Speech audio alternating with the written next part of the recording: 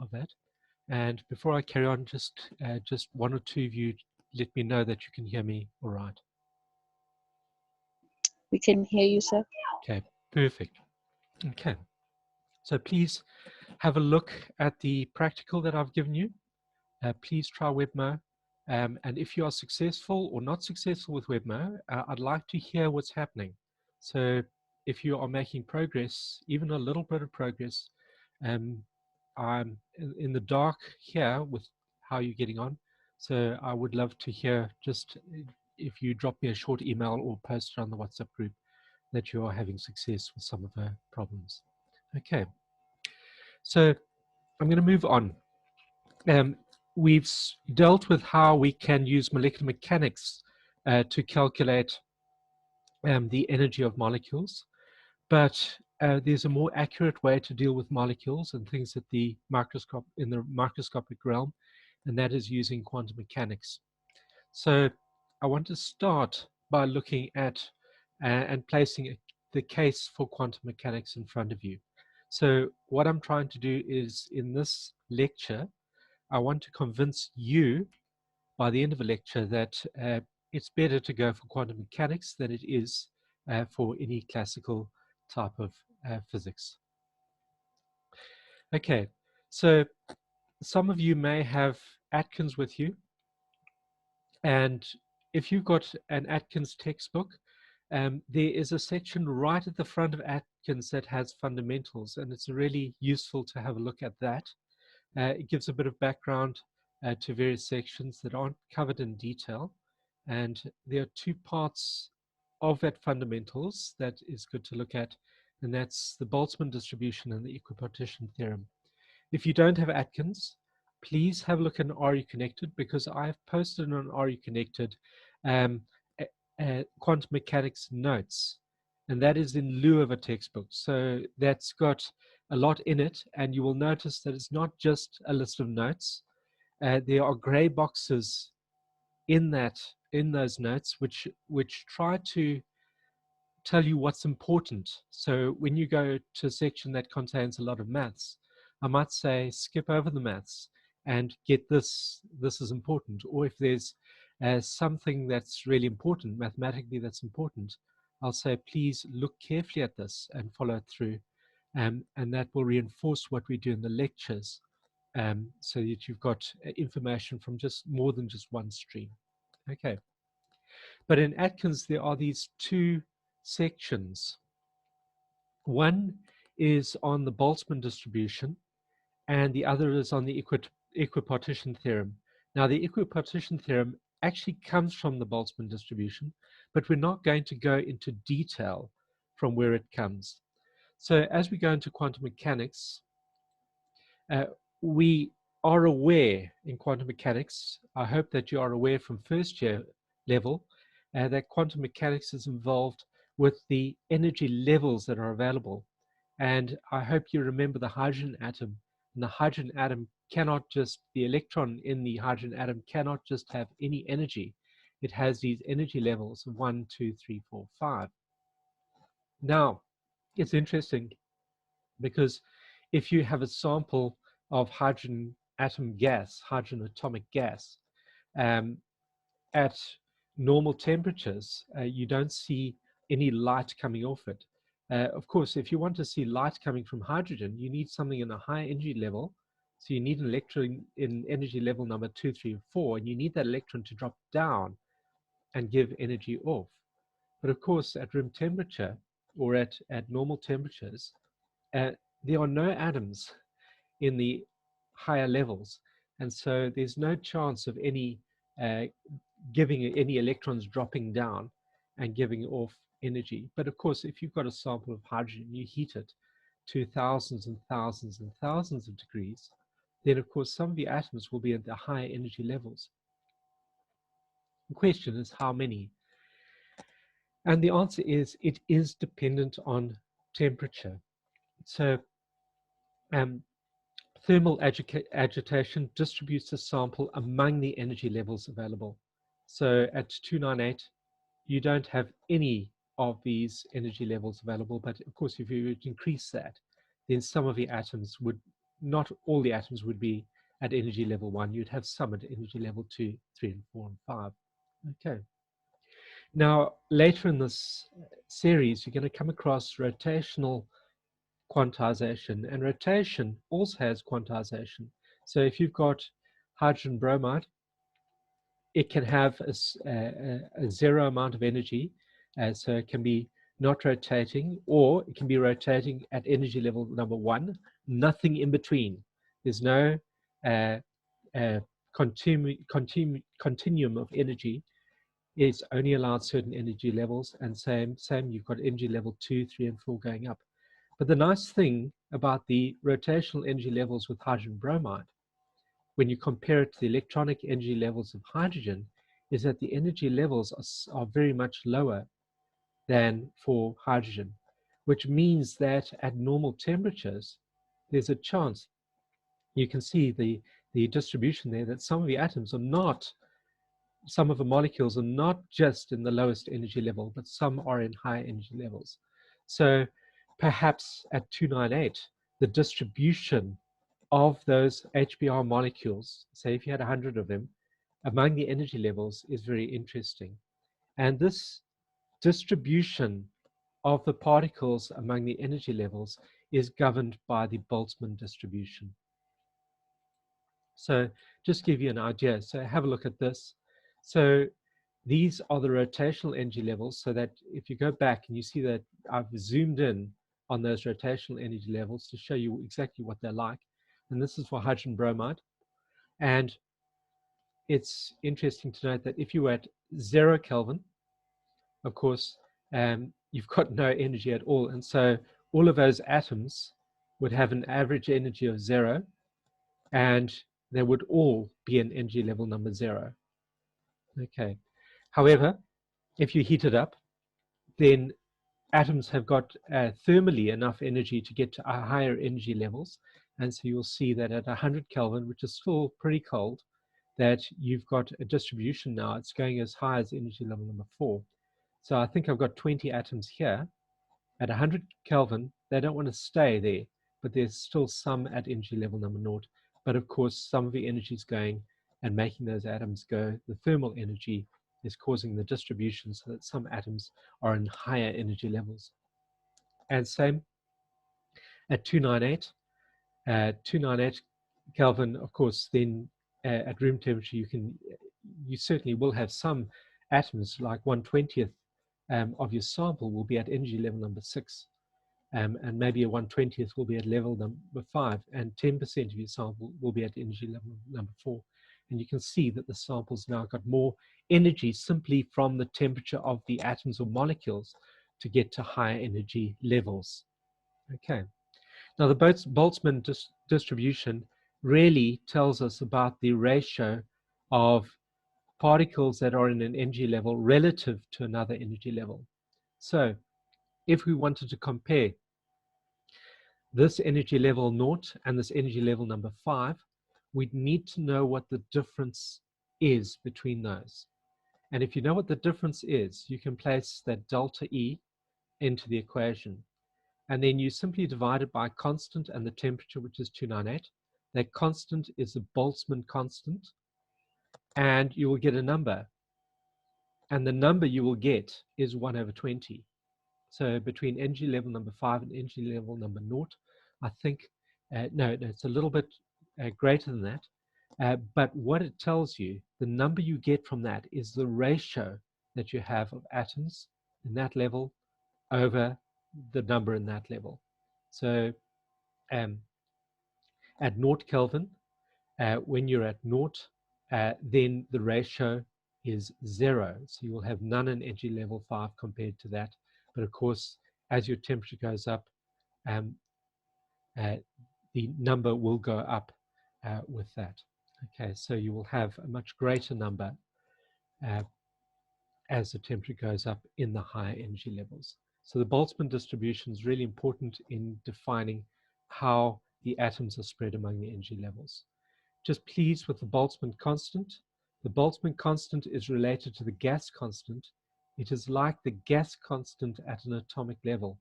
So what we do is, to get the Boltzmann constant, you take the gas constant and you divide it by Avogadro's to get the gas constant per atom or per particle, and that gives you the Boltzmann constant. So please, at 0 Kelvin, there's not much distribution, but as you heat things up, the particles must go to the energy levels that are available to them.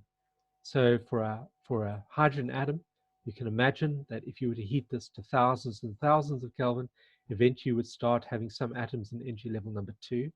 If you heat it to many thousands, tens of thousands more, then you'll get some in your sample.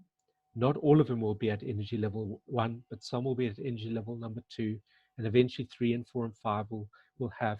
And of course, you'll as they move between levels, you will get irradiated light. You'll see the light from the hydrogen atom coming out.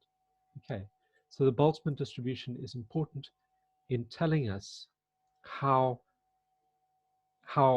atoms or molecules are distributed among the energy levels available to them.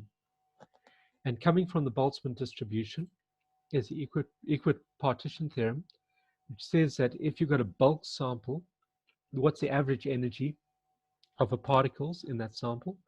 You can't know really what the energy is of every individual particle, particularly if you on the Avogadro scale. But of course, you can know what the average energy of all the particles is.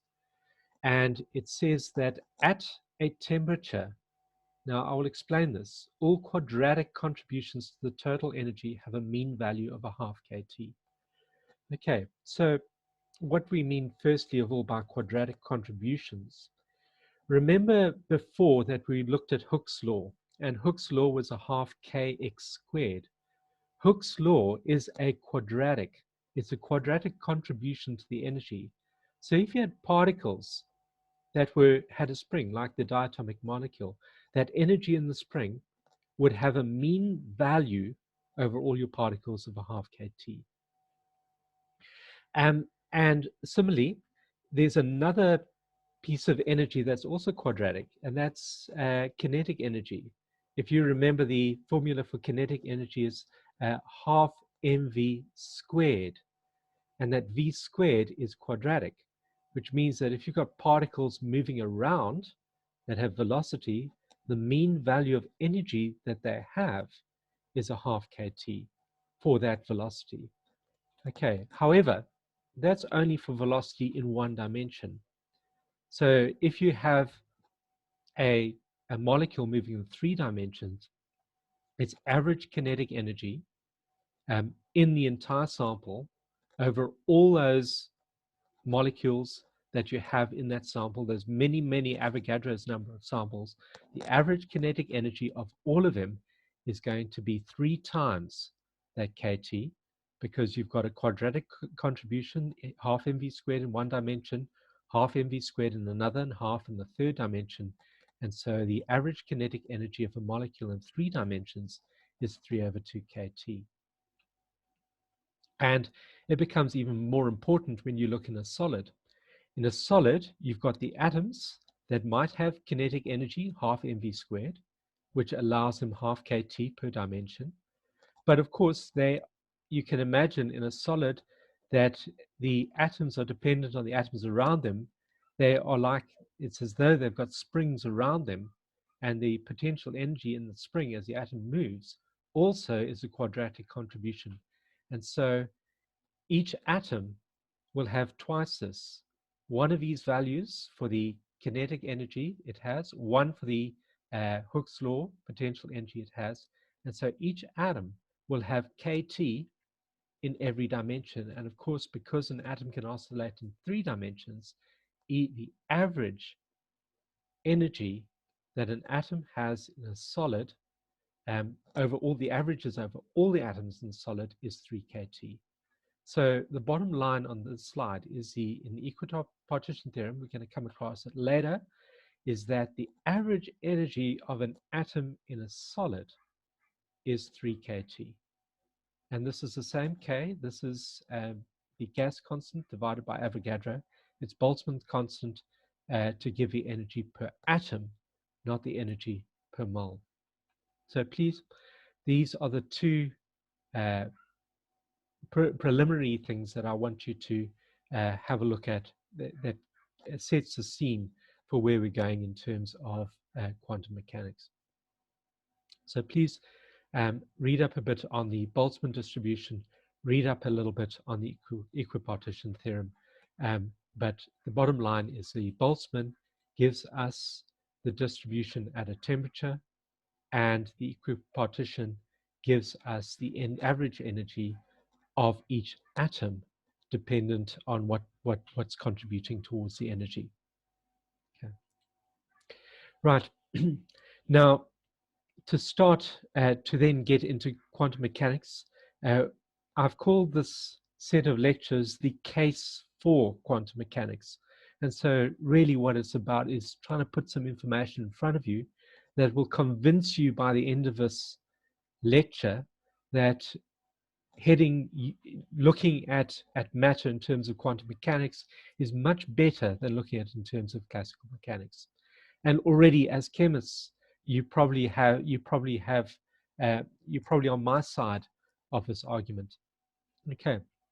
And of course, the three obvious cases are atomic and molecular spectra.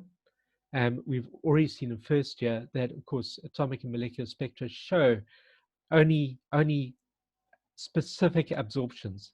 There's not a continuum of absorption. There are only specific energy values for the hydrogen atom allowed. And then I'm going to put two more cases in front of you. One is on blackbody radiation. We'll get into that. And one is on heat capacities. And I've actually set an assignment around these two. And I'll tell you a little bit more about the assignment. And the assignment really is about you need to choose one of these two. You need to choose either blackbody radiation or heat capacity. You need to know what it's all about. You need to know how looking at it in a classical manner is not a good way to look at these two phenomena, and how looking at these with the lens of quantum mechanics seems to make us understand these phenomena better. You need to become an expert in one of these by the end of this course. Okay. And of course, after that, I will go into the particle nature of electromagnetic radiation and wave nature of particles. This, again, is a little bit from first year. We've looked at particles as waves and waves as particles. So that also strengthens the case that only certain levels of energy are allowed to particles, that quantum mechanics is a better descriptive nature than our normal classical way of viewing things. Okay, so to start off with atomic and molecular spectra, have a look here. So here are two cases. So emission spectra, of course, we can see immediately radiation is emitted at discrete frequencies, and those discrete frequencies are dependent on the atom that you've got the atomic emission spectra from. So that very clearly and immediately shows you that only certain energy levels are available, only certain electronic energy levels are available in those particular atoms. Okay, so this is quite spectacular. You're not allowed just any energy for the electron in any of these atoms. And so we've got a strong case for quantum mechanics directly from that spectrum. Of course, it's not the case. It's the case in many other situations as well. And some of you will have done this prac, where you've looked at the visible spectrum of iodine vapor, and you can see that the vibrational energy levels, there are only certain vibrational energy levels available, and that's why you get the absorption at these specific values. It's not just a continuum of absorption. There are very, very specific values. And here we've got another case for only specific values of energy being allowed. And so experiment is telling us that we only allowed certain values of energy. So here's a really, really strong case for quantum mechanics. Okay. Right. Now, a little bit about the assignment I want you to do. If you can, in any way, work in pairs, contact someone else in the class, or if any way you could even work in threes, I would be happy with that. Just please, when you ultimately upload something to Are You Connected, please write on it who you are. Of course, I'll know that, but who you're working with in the pair. You all get the same mark for it. I'll place a mark on it because you three of you will be handing, or two of you will be handing in the same assignment. So please just decide and mark on that what you're going to upload. Now, in your group, you're going to have to choose one phenomenon. You're going to have to choose Blackbody spectrum or heat capacity of solids. And I'm going to briefly introduce both of those now. Um, but you've got notes from the slides today to work from. You've got the notes that I've posted on Are You Connected? And please, you can search wide. Even Wikipedia has really, really good write-ups on both of these phenomena. So take that. I don't want it being repeated. It has to be in your own words. Work as a pair or as three and write. I'm not going to say it has to be 2 pages. Let's say, let's make it a maximum of 2 pages. So it has to be less than 2 pages, which means that you need to be very extensive but concise on what you hand in, and spread that work out so that if you're working with 2, you're doing about 3/4 of a page each, or if you're 3 of you, you're doing about a third, or maybe maybe a third of a page each on the topic. So for each of these, we need to know what the phenomenon is before we can even start. So don't just dive in to say what the problems are with these when looking at them classically. You need to tell me what they are. And then once you've told me what the phenomenon is, then you can describe how classical physics is problematic in explaining the phenomenon. And then the third stage is then you describe the concepts, how quantization, how only allowing certain energy levels, etc., allow us to uh, look at the problem in a better light. Okay, I'm happy for you to do handwritten notes in 3 parts. You could submit three pictures if necessary, and then I can just see. And what the purpose of this is I found in the past, if I lecture on either of these topics, no matter how much time I spend on them, uh, it doesn't, I found students didn't get on top of these tasks. It just passed by. But the moment I ask for an assignment like this, I find that students go into greater depth than I ever could. And students then understand and know these concepts really, really well. And I think it's only important to be an expert in one of these topics, but have peripheral knowledge in one of the others, because this is really the justification for quantum mechanics. Okay, and I've got some, for black body radiation, I do have some background here, but there is, you can start as a starting point. You can go to Wikipedia articles, for example, for heat capacities as well. Just note that these are historical cases. These problems come from history, and some of the original papers from 1900, it's a 120-year-old paper, is available as it's available with its English translation so that we can understand it. So those are quite interesting.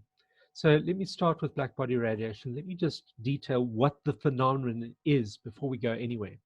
Okay, so probably from high school science, you're aware that darker objects absorb radiation much better than lighter objects. So if you leave something that's dark in the sun, it gets hotter a lot quicker than if you leave something that's light in the sun. And that's the principle of a black body. A black body is a perfect absorber of radiation at all wavelengths. And when we say a black body, we're not talking just about the visual black. We're talking that across all wavelengths, even beyond visual light in the electromagnetic, but right the way through to, on the one side, to gamma rays, the other side through to radio waves, that the body absorbs perfectly at all wavelengths. So any electromagnetic radiation coming is totally absorbed by that black body. Okay, um, it's not quite the same as a black hole. Um, the difference with a black body is that energy will become, it will be translated into heat energy in terms of the object, which I think would be different to a black hole. So um, we're really talking of objects that are physical, that you can touch, um, that can absorb electromagnetic radiation. And there's an example. There are two types of black paint that have been created. One is Vanta Black, and it absorbs light very well. It's very difficult for your eye to understand what's going on. Have a look at videos of Vanta Black, and you'll see there's crumpled foil here that's covered with Vanta Black. But because it absorbs visible light so well, you cannot see the folds. You cannot see any shadows, and you cannot see any folds on the aluminum foil behind it. It is such a good absorber of wavelength that no electromagnetic light comes back to your eye to give you a visual cue as to what's going on. Okay, but of course, making an object a perfect absorber is quite difficult. So early physicists realized that there's another way to make a perfect absorber of radiation, and that's to use a cavity, because a cavity works really well, because if light comes in, if it's not absorbed on the first reflection, it gets reflected to another part of a cavity where it could be absorbed. And if on the second reflection it's not absorbed by the body, it can be reflected more times. And ultimately, it's likely that it'll be absorbed long before it's got a chance to escape from the cavity. So this is what a black body is. In physics, this is the definition of what a black body is. But of course, what's really nice about these is that the perfect absorber of radiation is also the perfect emitter of radiation. And so a good absorber of radiation is a good emitter of radiation. Of course, once it has absorbed the radiation, you'll see the particles in the object now have the energy and are vibrating. And of course, it's going to then emit that radiation as electromagnetic radiation, and we'll be able to see the light coming off. And of course, the hotter objects are, the more they approximate black body radiation. So black body radiation is what comes off. And you'll see, you're probably aware of black body radiation, because if you heat iron, for example, to really high temperatures, it starts to glow. And of course, it's an object emitting radiation. Of course, the hotter it is, it's pretty much acting perfectly as a black body in terms of emitting radiation. This is very useful to us because we can tell, you can imagine if you need to tell what temperature something is, for instance, in a furnace, you can't just place your thermometer in, because your thermometer will melt. You won't be able to find the temperature of a furnace through normal thermometers. If you're melting steel, any thermocouple is probably going to melt by the time you get to it. So what you can do is you can measure temperature by looking at the color of the object. So you can see something that's only at 1,000 Kelvin is only glowing red hot, but of course it gets lighter and lighter and bluer as you get to higher temperatures. So by the time you're at 10,000 Kelvin, that's the color of the object. So what you could do is, the way an optical parameter works is, you see the furnace as the light orange behind, you have a wire in front, and you place a current through that wire. And the electrical current through the wire is going to make the wire hot. And you can tell what temperature the wire is by the current flowing through the wire. And all you do is you increase the current flowing through the wire until that filament matches the color of a furnace. And then you know exactly what color that furnace, what temperature that furnace is. So the optical parameter can be used to tell what temperature a furnace is without touching the furnace, simply by looking at the color of the of the furnace, where the furnace, of course, is acting like a black body and releasing radiation. Okay, so now what's more important to us is what is a distribution of wavelengths that we see from objects that are hot. And you'll see that for objects that are cool, say at 3000 Kelvin, we can have a look and you can see the distribution of wavelengths coming out looks like this. And you'll see there's not a lot of energy coming off from that. So the object will be dim, but you'll see there's a lot of the redder wavelengths and very few of the bluer wavelengths coming off. And that's what gives the object its reddish color. As you heat up an object, so let's see at 4000 Kelvin, you can see it starts to get brighter. You can see the colors now brighter, but you'll see that there's more of the bluer wavelengths. If visible is in this region here, you can see more of the bluer wavelengths coming off. And by the time you get to 5000 Kelvin, you've got a good distribution across all visible light into infrared. And of course, the color is changing as you move across. So blackbody radiation, the distribution of wavelengths changes as the temperature increases. Okay, so how is it releasing a range of wavelengths? Well, in the object there must be a range of vibrations, because how can you release a low frequency electromagnetic wave if there's not something in your object that's at a low frequency? And how can your object release light of wavelength high frequency unless there's something in your object that's vibrating at a high frequency? So in your object there's got to be a range of vibrations that lead to a range of emitted wavelengths. And of course the average frequency increases with temperature. So your maximum, you see the maximum here is going to be at a shorter wavelength, at a bluer wavelength with temperature. But of course, it seems that as you get to higher temperatures,